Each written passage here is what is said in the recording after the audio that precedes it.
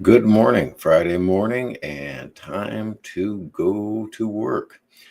So, I've been thinking a little bit about the inevitability of negative circumstance intruding upon our lives. It's going to happen. It's going to happen on a daily basis, likely. And it is our outcome of this, how we behave, that affects the world and it affects what we are doing. So, this is particularly relevant when you're talking about being passive.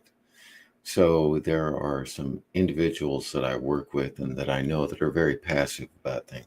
Bad things happen and nothing I can do about it. So I'm just going to look at my cell phone or I'm just going to drown my sorrows in however it feels best. And that is one way of dealing with things. And people even say, well, that's a Buddhist way of dealing with things. And it's not.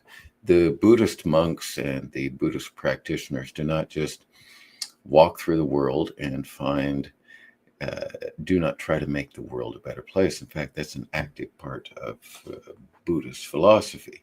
It is that you don't get attached to, I have to have things that are good happen to me.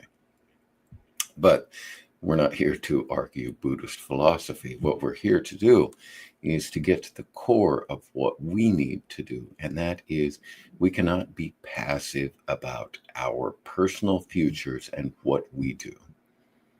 We can't say, well, it's tough and so I'm going to do it. So I've had a couple of instances. We've got this big show coming up, and with 100+ performers, you're going to have some that drop out. So there was a secondary dance company that dropped out just because it was too much work and I waited too long. And they waited until the very end to pull out of the show. And that was, we want to do this, but we don't know. We can't release it until the time when we couldn't replace the act, which I consider bad form, but it's also a form of, being frozen in time. You can't make a decision. And so I have some good quotes for that. On the opposite end of the scale, we have one of the musical acts that we're working with.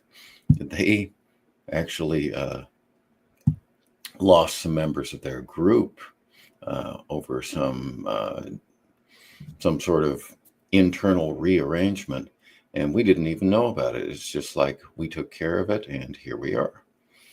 So acting in a method and manner that represents how you want to act in the future and not making that a problem to yourself and others is, I consider, an ethical and moral imperative.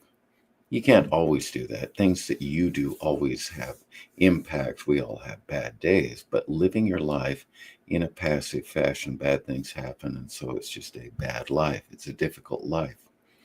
I think there are better ways to attack it. So I have some quotes to address that before we get to work. Here are the quotes. Marcus Aurelius: waste no more time arguing about what a good man should be one. So taking action versus sitting and thinking about it, important. And Epictetus: how long are you going to wait before you demand the best for yourself? Again, doing something to change things for yourself. And this is my favorite for today. So this is what I'm going to leave you on. Theodore Roosevelt, our first president that was a Roosevelt around the turn of the 20th century. In any moment of decision, the best thing you can do is the right thing. So you can do one thing, you can do the right thing. The next best thing is the wrong thing. You can do the right thing or the wrong thing. And the worst thing you can do is nothing. So getting back to the idea that you need to do something. So let's do something. I will see you tomorrow.